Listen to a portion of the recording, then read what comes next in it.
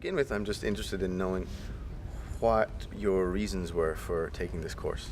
Can we go around one at a time? I just loved Professor O'Neill's enthusiasm for the Native peoples, and she really drew me in, and I would hang on every word that she said, and I just learned to love them like she did. I had signed up for another course, and that course was all filled up.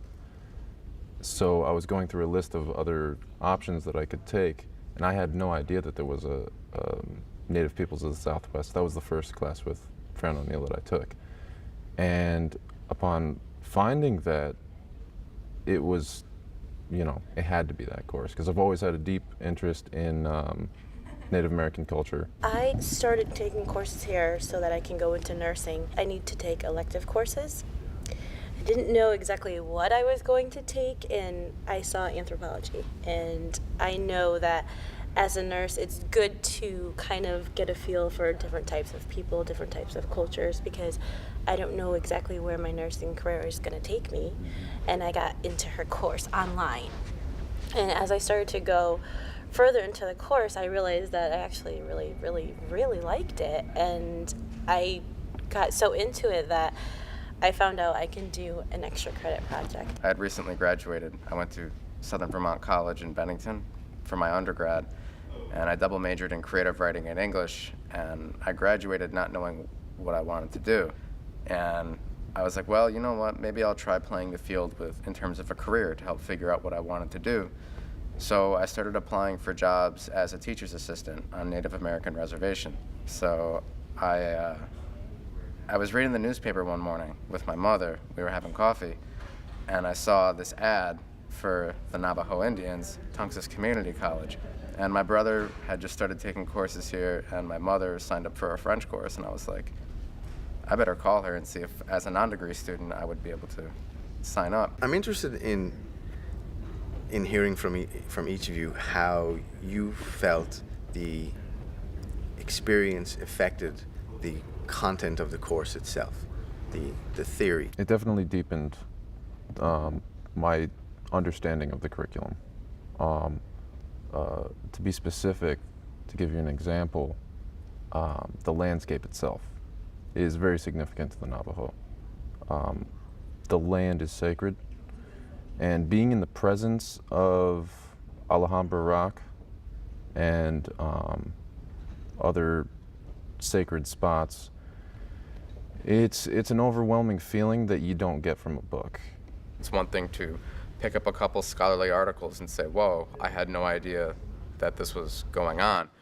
But it's another thing to be out there, and it hits you on such a high level. It hits you on a level that books can't. It's one thing to see it, and it's another thing when you're interacting with them and you're asking them questions and getting their story, and you see firsthand the life and the living conditions. The people that we had met and the stories that they told, it was very powerful. And that was compounded by the land itself and our theoretical understanding, our academic understanding of their culture. And it created learning on an emotional level that couldn't have been done in a classroom. There's one direction of communication in Jeff's example of picking up some research on a particular topic or area. So the research informs you, you receive the information, you can only interact insofar as you can assimilate the information, and that is the learning process of reading an article or reading a book to some extent. I think maybe I'm hearing that you were impacting upon your own learning by being there, that by interacting with the environment, the people, the place, the spirituality, that you perhaps were able to inform and take ownership of your own learning in some ways that could not be achieved by reading a research article, let's say. Absolutely. The more we learned, the more questions there were. And we learned that with each person that we spoke to had a very personal, very profound story to tell. And in regards to, going from an academic setting to seeing the curriculum firsthand. I actually have an example to tell you. I think it was the first night that we were there, we went to the Mojave Reservation. And we saw Mojave Days celebration, which involves bird songs and bird dances, which are traditional Mojave customs. And I had read about this stuff, you know, and when you're reading a book, when you're in a class and you get into the academic kind of state of mind, it's easy to, I guess, separate the curriculum from reality. It's like, this stuff exists, here's the facts, and it's almost like it existed thousands of years ago or millions of miles away, galaxy far, far away, right? This localized it and personalized it. We were seeing the stuff that we had been learning about this culture. It was alive and it was vibrant and it was right in front of me, and it was really incredible. And I wonder if you think that this experience enables you to take ownership of your own learning. If you agree or disagree and you'd like to elaborate, but also what has that meant for other learning experiences that you have since then? It does put you in a position to take ownership, because you have to speak up. You have to open your mouth. You have to ask questions. You can't sit there and be quiet and just flip through the pages. So you have to come up with some kind of question, and you have to talk to these people. You have to do research. So you have to take responsibility for what you're out there to do. And that does kind of catapult you to do more when you leave. I think that that's the goal of service learning, and I would argue that it's the goal of education in general, because any professor has the intention of passing on knowledge to a student with the hopes that that student will go on to affect reality in some way that has like an ameliorating effect on society at large, right? That's all in the future. It's a hope for the future. This removes that amount of time and puts it directly into the present. So the professor is actually guiding the student and showing them exactly everything they've been learning and putting them in a position where they can make a difference right now. While you were there and in the immediate aftermath, what were you able to work on or help that was of benefit to the community that invited and received you while you were down there? There's heightened interest in testing water, contacting members of government to investigate certain areas that are troublesome. There was an area that we visited that Jeff mentioned where there is a streak of uranium that's coming down the side of a mesa, and it leads directly down to an area where a family grazes their sheep. The sheep are eating that irradiated crops, and they're eating the meat, and obviously this is a dangerous situation. But before we went, we would run into people that really didn't know like what uranium was. We would get the question, what is radioactivity? What is uranium? What does it do? There isn't much knowledge about it over there. But as a result of what we have done and kind of the spark that we set over there, it's starting to spread. And there's evidence of that people are really starting. And I guess I'm surprised at how much it's affecting it. Like when we came back, I didn't know what to make of what we had done, like if we had really made any kind of a dent in what the situation was. There was, I would say, a fair amount of doubt, or at least a question of it.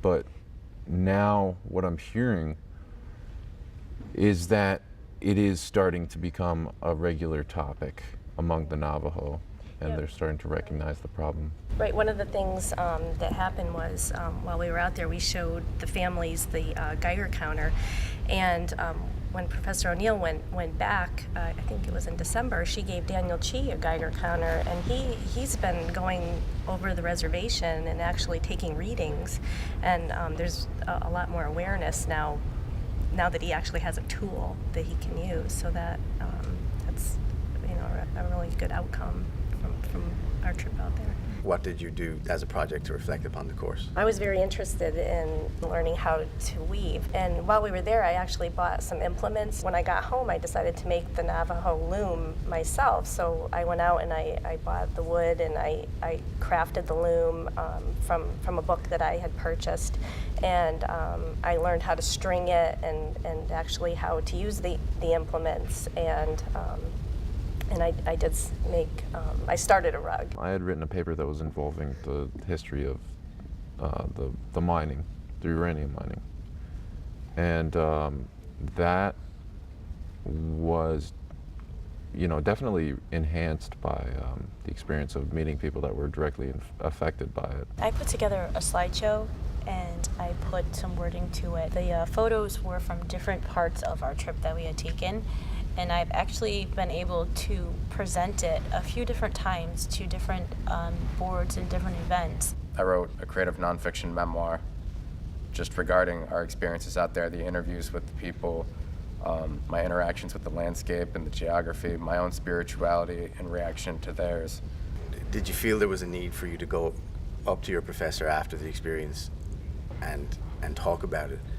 Were there things that emerged from those conversations that maybe were difficult, maybe were enlightening? In regards to, going up to my professor and having conversations about things that had happened and the way that it had affected me, that was something that I think was going on continuously throughout the entire experience. And also afterwards. While we were out there, we were invited to a nightway ceremony, and our professor had never been to one, but we studied it in the textbook, and we all arrived at the nightway. We were the only Anglos there. What is it? It was a healing ceremony, and it was performed on a woman, and the whole Navajo community comes together in support of the patient, is what they call them. Mm-hmm. And we had read about it, but our professor had never been to one, and this was our first experience also. And at the end of we were there for quite a few hours, and it went on for days. I believe it's a 7-day ceremony, and this was toward the end. And we all gathered while we were ready to leave, and I remember Fran being so excited because she said, do you remember how the Navajo borrow from other cultures? And I said yes, and she said, well, did you recognize that this ceremony, the dances that we had seen that night, were taken almost directly from the Pueblo Indians? And I did recognize that. So it was a really cool aha moment that we had. It was really neat. It's not an aha moment, but it's a oh no moment. We were out in the middle of the landscape in the mesas.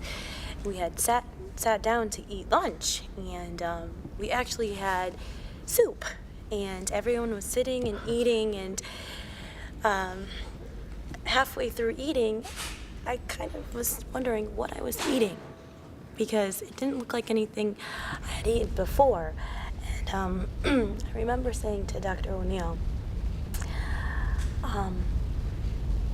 I think that this was sheep. And she said, yeah, we were eating the sheep, or mutton as they called it.